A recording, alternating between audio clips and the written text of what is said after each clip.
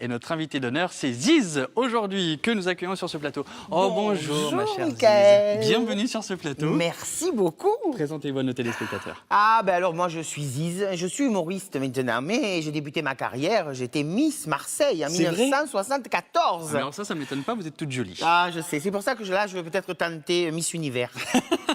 Mais ça porte chance parce qu'ici, on avait reçu Miss Languedoc qui s'est présentée à Miss Monde. Ça va vous porter chance, c'est sûr. Ah, ben alors. Ziz est notre invité aujourd'hui, à tout de suite. Ziz est notre invité d'honneur ce matin, en ce lundi 5 février. Merci d'être avec nous. Ah, je suis ravi. Dans un instant, vous céderez votre place à votre fondateur, si on peut Oui. dire ainsi. Alors ça y est, Ziz, vous mariez enfin votre fils, Polo, Oh là là. dans votre spectacle qui s'appelle Mamma Mia, la famille. Il était temps ou finalement vous êtes ravi qu'il se marie, Polo? Non, moi j'aurais préféré qu'il soit gay. Ah bon? C'est vrai. Gay? Oui, mais non, mais c'est vrai, c'est moderne déjà. Il se serait marié quand même, en plus. Oui. Voilà. Mais moi, j'aime bien les gays. Ils sont toujours bien coiffés, bien parfumés. Ils aiment les vieilles. Et, et j'adore. Mais oui, attendez, j'ai tout fait pour qu'il soit gay. Quand il était petit, je le déguisais en fraise Tagada au carnaval. Ah bon, comment? Oui. Vous avez une... Ah ben j'avais acheté toute la tenue en mousse et tout. Il était beau, je parfumais à la fraise et tout. Et après, je l'ai inscrit au fan club de Sheila, il avait 7 ans. À celui de Mylène Farmer, 12 ans, il paraît que ça aide. Ah oui, ça, bah Ouais. oui. Et ben finalement, non. Eh ben finalement, même le calendrier des dieux du stade, j'ai rien pu faire. Il n'est pas gay. Alors il se marie. Non, il se marie avec votre belle-fille, mais là encore, c'est compliqué, hein, vous vous entendez pas très bien avec elle. Oh, dès que vous me parlez d'elle, je me gratte. C'est bon, terrible, pourquoi je la supporte pas. Je fais une allergie.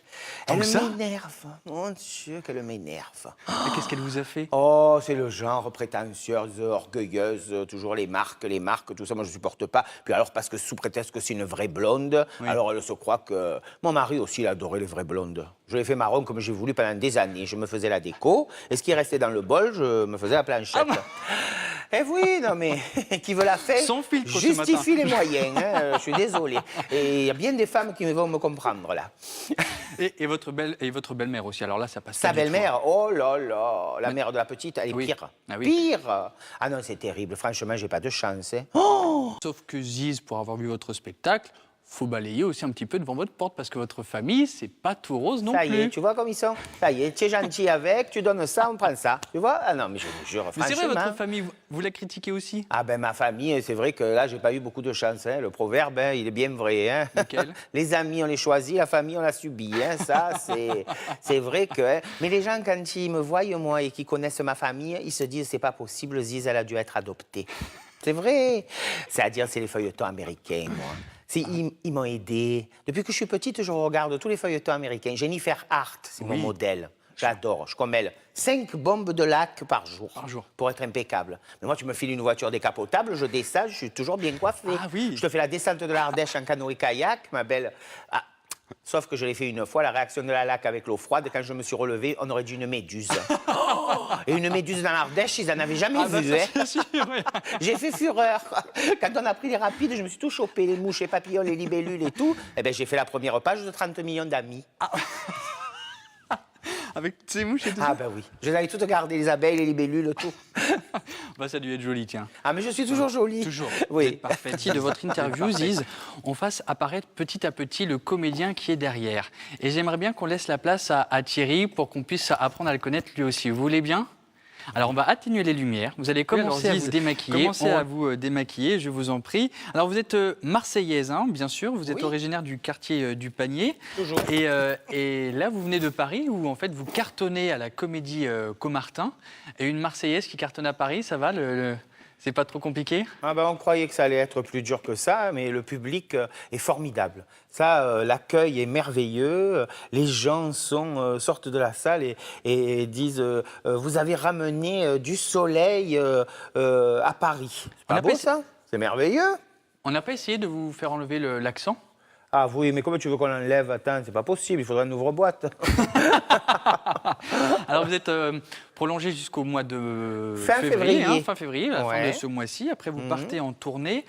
Les télés se sont enchaînées. Vous avez fait Michel Drucker, Thierry Ardisson, Mireille Dumas également, qui Oh là vous ont là. accueilli. Vous vous attendiez Formidable. peut-être à un tel succès de la part et du public et des professionnels? Non, franchement, je trouve que c'est une expérience extraordinaire. Les gens sont merveilleux, l'accueil des médias est incroyable. J'ai fait cette émission avec Michel Drucker, qui est le pape de la télévision, Michel Drucker. Eh oui, c'est ça. Donc, il a été d'une bienveillance, il a été formidable. On a passé un moment dans les 50 humoristes préférés des Français, c'était inespéré, j'étais son coup de cœur. Ouais. C'est pas rien, ça. Mais là, Être le coup de sincèrement, cœur. entre nous, qui c'est qui parle? C'est Ziz ou c'est Thierry? Ah, ben là, ça y est, je reprends le dessus, là. Dès que j'ai commencé à enlever les fossiles, tu sais, c'est... Donc là, on est avec Thierry. Ça fait 8 ans que vous faites ce personnage, hein? Moi, je cohabite. C'est ça. J'ai laissé s'exprimer la femme qui était cachée au fond de moi.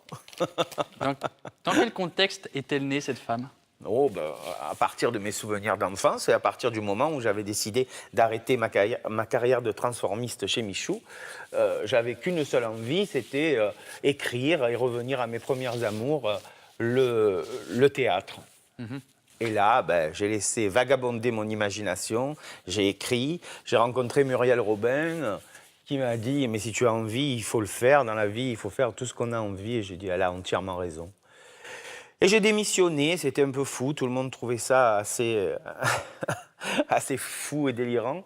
Et moi, j'avais qu'une envie, ben, c'était faire rire. Alors ça a commencé dans une petite salle à Marseille qui s'appelait le Théâtre du Tétard, à la rue Ferrari.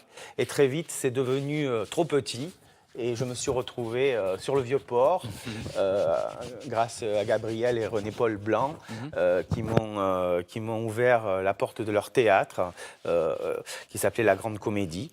Et tous les Marseillais venaient tous les week-ends et toutes les fins de semaine me voir. Et voilà. Et puis, bon, puis après, ça va très vite. Après, oui. On fait des rencontres, notamment Samuel Ducrot, qui est un enfant du pays, puisqu'il est de Nîmes, qui m'a fait confiance et qui a dit on va emmener Ziz dans le Grand Nord. Et alors, comment se positionne aujourd'hui le transformisme dans l'humour en France ? Je pense que grâce à des maisons comme chez Michou, à Paris, où ça existe et où ça dure depuis tant d'années, le transformisme a pris une place importante et les gens vont au cabaret dans la région. Vous en avez de très bons aussi. Vous avez des endroits bien sûr. spécialistes du genre et ça marche partout. Les gens ont besoin de rire, les gens ont envie de s'amuser et voilà quoi. Donc. Et alors, pourquoi finalement vous déguisez en femme, Thierry, et pas vous présenter vous-même sur scène ? Parce que moi j'ai écrit une femme. Quand j'ai voulu écrire, j'ai écrit une femme. Alors peut-être que c'est toutes ces années de transformisme qui m'ont. Mais non, mais j'avais envie de créer une maman et lui faire dire des choses, des choses vraies, des choses populaires, des choses de la vraie vie. Et vous y êtes arrivé ? Vous êtes entouré pour l'écriture de ce spectacle ? Non, j'ai écrit seul. J'ai écrit seul les 3 spectacles. Je viens de finir le dernier. Je vous donne un scoop. J'ai même le titre. Ça va s'appeler Tout feu, tout femme. Ah, d'accord, super. Et Ziz, dans ce spectacle que je joue actuellement, elle en a un petit peu marre de son mari. Dans le prochain, elle divorce. Bon, une suite logique en même temps si vous en avez marre. Bien sûr. Vous allez partir en best-of aussi, hein, bien sûr. Oui. Donc, voilà. Oui. Je commence le 10 février au Silo à Marseille. Voilà, exactement. Ça va ? Ça va, impec. Vous avez pris votre habit de civil cette fois-ci. Ouais. Pour répondre à mes questions, on va s'intéresser aux comédiens maintenant.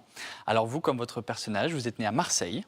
Oui. Et alors, au départ, vous n'étiez pas censé faire rire les gens, mais plutôt les faire dormir, si j'ai bien compris. Pourquoi ? Diplôme dans l'hôtellerie ? Oui, mais en cuisine. Ah, d'accord, donc restauration, d'accord, ok, très bien. Moi, je m'étais dit hôtellerie, hôtel. Non, en cuisine, parce qu'en fait, mes parents avaient un établissement et ils rêvaient, bien sûr, que je prenne la suite. Voilà. Donc, moi, j'avais dit, je veux faire du théâtre, et ma mère m'avait dit, si tu veux faire du théâtre, il faut d'abord que tu aies ton BTS. Donc... Et c'est ce que vous avez fait ? Et c'est ce que j'ai fait. Bon. Ouais. Faut toujours écouter ses parents. Ah oui, moi, je suis tenace. Elle disait, non, mais bon, il faut un vrai métier. Eh oui. Et donc après, vous partez suivre quand même des après, études de dès théâtre. que j'ai eu mon bac, c'était fini. Moi, je rêvais que de théâtre. Donc, ça a été le cours Florent. Oui, mais alors, d'abord le conservatoire. À Marseille, oui, avec Irène Lamberton. Oh là là, mais j'étais petit, là. Eh oui, petite photo. J'ai toujours la même médaille, tiens. Ah oui. C'est vrai, vous l'avez là ? Ouais. Ah oui. Ça, c'est mignon. Donc le conservatoire, puis les cours Florent, c'est vraiment le théâtre qui vous passionnait. Hein. Ouais. Ouais, c'était vraiment. Ça a été une découverte pour moi. Par hasard, un jour, des comédiens se sont arrêtés dans le bistrot de mon père et ils allaient à un enterrement. Ils étaient venus boire un café et en discutant, ils ont dit qu'ils travaillaient au Tourski, le théâtre qui était tout près du bar de mes parents. Et comme j'étais très intéressé, ils m'ont proposé de m'emmener un jour au théâtre Tourski. Et là, j'ai découvert cet univers. Richard Martin, qui est un comédien engagé et connu à Marseille. Et le théâtre, donc, le théâtre a été une véritable révélation pour moi. Ma mère m'a emmené voir Jacqueline Maillan dans une pièce de Barry et Grady, Lily et Lily au théâtre du Gymnase. Et voilà, quoi, je savais que j'étais fait pour ça. Mais après, c'est le musical qui vous a appelé dans ses filets. Ouais, parce que en même temps que je suivais des cours d'art dramatique, j'ai découvert l'univers de la nuit avec des plus âgés que moi qui m'ont emmené chez Madame Arthur et ma rencontre avec Coccinelle et ces gens incroyables.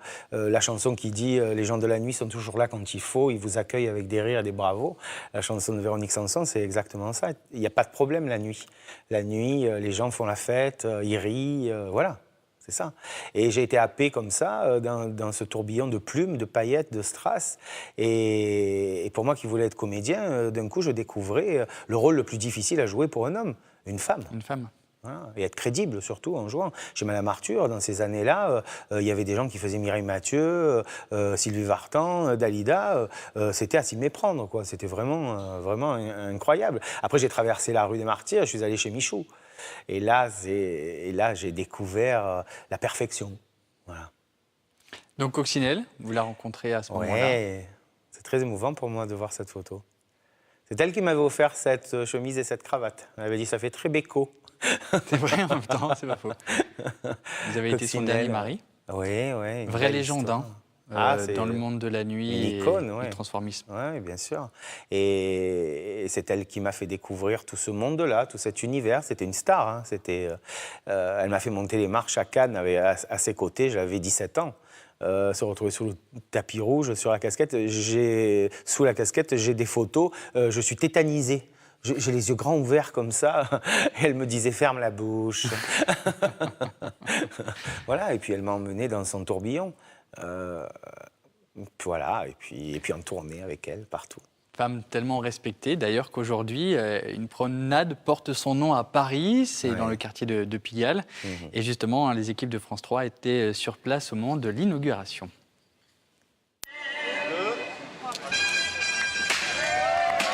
Coccinelle fut une pionnière, la première de toutes celles qui sont venues lui rendre hommage près de 15 ans après sa disparition. Coccinelle a montré le chemin, ouvert la voie dès les années 50. Artiste de cabaret chez Madame Arthur, c'est à 2 pas qu'une promenade porte désormais son nom. Curiosité ou attraction, Coccinelle mena aussi un combat, qu'il est long le chemin qui mène à la reconnaissance. L'hostilité de la police, le blocage de la justice, l'opposition sourde de la bien-pensance. On a court pour la voir, mais on la rejette. Elle fait peur. On voudrait l'interdire. Ces combats ne sont pas terminés. Au lendemain de la journée de lutte contre l'homophobie et la transphobie, l'hommage à Coccinelle parle aussi de notre époque. Aujourd'hui, alors que nous inaugurons cette promenade, je pense en particulier à ceux qui en Tchétchénie souffrent de l'homophobie et en sont victimes d'une manière atroce. Et c'est un moyen pour nous de remettre le focus sur cette question de l'homophobie qui fait des ravages en France, mais aussi parfois de manière terrible partout dans le monde. Et il y avait foule entre les numéros 2 et 16 du boulevard de Clichy, à 2 pas du cabaret où triompha l'artiste transgenre. La promenade est belle, elle rime avec Coccinelle. Alors regardez-moi en long, en large. Ça devait être paillette. Très émouvant. Et oui. Très émouvant de voir Bambi aussi, qui était sa meilleure amie. Et c'est elle qui a osé faire cette demande à Madame Anne Hidalgo, qui s'est empressée de l'adresser à ses services et qui a réalisé ce rêve, quoi, de pouvoir donner le nom d'un jardin à Coccinelle parce qu'elle adorait ça. Une rue, je ne sais pas si ça lui aurait vraiment plu, elle aurait dit non, je ne suis pas assez... Elle était très humble, elle aurait dit non, je ne suis pas assez importante pour ça. Une impasse, elle aurait dit à la limite. Mais une promenade, je trouve que c'est bien pour elle. Un jardin, c'est merveilleux. Et puis dans ce reportage, que je n'avais pas vu d'ailleurs, Bambi s'exprime tellement bien. Bambi a été la deuxième en France à être opérée et elle a été professeure de littérature et elle a une vie extraordinaire. Elle a écrit des bouquins merveilleux. On a vu Galia aussi qui vient d'écrire un magnifique livre qui s'appelle Quand j'étais petit garçon et c'est un très très joli livre qui vient de paraître.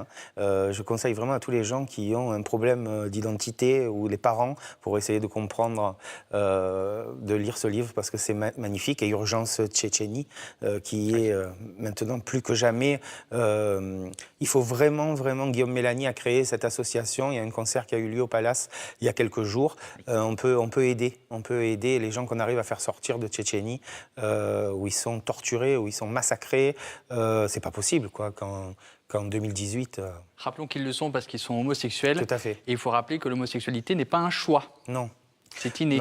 Non. C'est comme toutes les autres sexualités. C'est clair. C'est pour ça que dans mon spectacle, j'essaie de dédramatiser un petit peu la chose, parce qu'il y a certaines personnes en 2018 qui voient ça encore comme quelque chose de terrible. C'est simplement une sexualité, ça appartient à chacun, on ne l'étale pas, c'est comme ça, c'est quelque chose qu'on vit, qu'on subit pour certains, quand on a la chance de faire sa vie et d'être heureux comme un couple tout à fait, on va dire, normal, entre guillemets. Comme moi, par exemple. Moi, ça fait 19 ans que je vis avec une personne extraordinaire qui s'appelle José, qui partage ma vie. Et je n'aurais pas fait le chemin que j'ai fait, et professionnel, et mon chemin d'homme sans lui, quoi. Un soutien. Voilà. Tout à fait. Alors revenons juste à Coccinelle un instant, puisque c'est avec Coccinelle donc, que vous avez ouvert un restaurant à Marseille, qui était un cabaret en fait. Oui, quand elle a pris sa retraite très anticipée, comme elle disait, on a ouvert le restaurant chez Coccinelle, c'était le rêve de sa vie. Et on a passé des moments incroyables, extraordinaires. Elle chantait le soir 2-3 chansons. Les gens étaient émerveillés de la voir en vrai, comme il disait. Coccinelle est une légende. Elle a triomphé à l'Alcazar de Marseille à ses débuts. Et dans ce petit restaurant, c'était merveilleux. On a retrouvé des images. Non. Où l'on vous voit tous les deux. C'est vrai.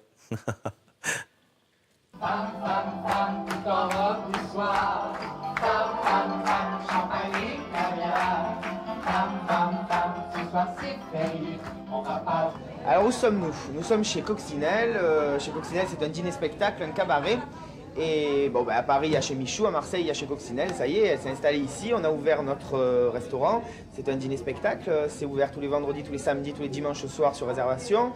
Menu, un spectacle. Après, on danse. Une ambiance de folie avec des numéros de transformistes, des numéros de cabaret, des numéros visuels. Il n'y a absolument rien de vulgaire dans notre spectacle. On est là simplement pour faire oublier aux personnes qui viennent nous voir tous leurs soucis l'espace de 2h15, le temps de notre spectacle. Vous avez vu, chez Coccinelle, c'est tout petit. Mais plus on est serré, plus il y a du contact, plus il y a de l'ambiance. On n'est pas là pour essayer de se faire passer pour des femmes, on est là pour essayer de s'amuser et de caricaturer un personnage. Et il faut à tout prix les mettre à l'aise dès le début. Il ne faut pas qu'ils s'imaginent qu'on est là, qu'on est des bonhommes déguisés en femmes pour essayer de séduire ou de plaire à quelqu'un. C'est pas ça du tout. Nous, notre but, c'est de faire rire avant tout, puis on chauffe la salle pour quand Coccinelle arrive, quoi. Paris, mais c'est la tour Eiffel, avec sa pointe qui monte au ciel. Qu'on la trouve belle, qu'on la trouve laide, y a pas de Paris sans tour Eiffel.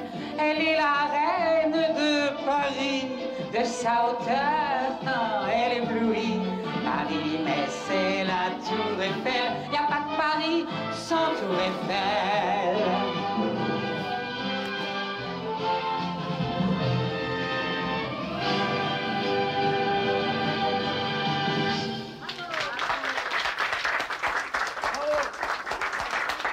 Merci. J'aime que ce soit un endroit où les gens se sentent chez eux, où on mange bien d'abord, parce qu'en principe, dans les dîners-spectacles, la cuisine n'est pas toujours raffinée. C'est bon, mais enfin, c'est pas du bien étudié. C'est de la cuisine comme ça, vite fait, pour tout le monde. Tandis qu'ici, non, c'est lui-même qui fait la cuisine. Et puis, nous voulons, parce que nous sommes tous les deux associés, nous voulons qu'il y ait une ambiance familiale, où les gens se sentent bien chez eux. Je dis, bah, tiens, on va chez Coccinelle, mais pas d'un côté guindé, ou comme au Lido, ou au Moulin Rouge, ou dans des grandes maisons comme ça.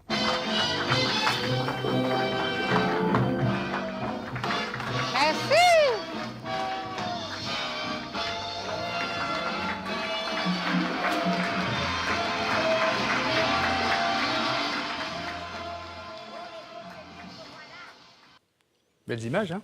Je suis très ému. J'évite de regarder derrière moi. Ah. C'est quelque chose de... Le vide est tellement immense. Ça a fait 11 ans, au mois d'octobre, que Coccinelle n'est plus là. Et je dis souvent, elle a emporté une partie de moi-même. Non, je crois qu'elle m'a donné toute sa force et tout son courage. Bon, je suis désolé. Non, mais c'est pas grave. Hein. Ça fait du bien aussi. Plaisir de revoir ces images-là. Je les ai revues avec grand plaisir, mais je ne peux pas contenir mon émotion parce que c'est quelqu'un qui a tellement compté dans ma vie que... voilà quoi, l'absence est terrible. On parle du futur alors maintenant? On parle du futur, c'est mieux. On va où maintenant alors avec ce personnage Ziz et puis On va le plus loin possible. Pour l'instant, on est rue de Comartin. Il y a l'Olympia en face. On ne sait jamais. On sait jamais. Ça fait bien. Non mais jusqu'où vous voulez l'amener et jusqu'où Je veux l'emmener vous voulez partout. aller vous aussi? Moi, je veux l'emmener partout où les gens ont envie de rire. Je veux l'emmener partout où les gens ont besoin de rire, partout où ils ont un cœur gros comme le mien, où ils ont envie de partager un moment comme ça. C'est écrit avec des mots de la vraie vie, c'est tout simple, c'est moi qui ai tout écrit. Et c'est joué avec toute mon âme et tout mon cœur. Donc, à la fin du spectacle, quand les gens viennent et me disent « Vous m'avez fait oublier tous mes soucis, vous m'avez fait du bien », c'est mieux qu'un chèque d'1 million, quoi. Voilà. Ça n'a pas de prix. Moi, j'ai eu un terrible accident dans ma vie et je suis passé par des moments très difficiles. J'ai vu des gens, au fur et à mesure que moi je me rétablissais, j'ai vu des gens qui sont partis même. Et aujourd'hui, je n'ai qu'un désir, c'est profiter de la vie, voilà, et partager. Exactement. Et vous partagez sur scène, mon cher Thierry. Je vous invite vraiment à aller voir Ziz du Panier sur scène, Mamma Mia la famille. C'est le spectacle que vous proposez. Vous êtes à Paris actuellement jusqu'à la fin du mois de février, si vous montez par exemple à Paris pendant les vacances scolaires. Mais après, vous partez en tournée à travers toute la France et en Occitanie. Vous serez au mois de mars à Carcassonne le 9, Saint-Gilles le 10, Nîmes le 11, Moguio le 18, Cap d'Agde le 20 avril, Béziers le 26 mai et Pamiers le 13 octobre. Ça, c'est pour Mamma Mia la famille. Vous allez partir aussi en best-of. Il y a donc le 3e spectacle que vous êtes en train d'écrire. Ce sera pour quand? Le 4e. Le 4e, opus des aventures de Ziz. Ce sera pour 2020, début 2020. Et ça va s'appeler Tout feu, tout femme. Et je l'emmènerai dans cette belle région que j'adore. Ben, j'espère que vous reviendrez ici, en tout cas sur France 3 Occitanie. Avec plaisir. Merci d'avoir été notre invité aujourd'hui, mon cher Thierry et Ziz. Et donc, allez voir Ziz sur scène.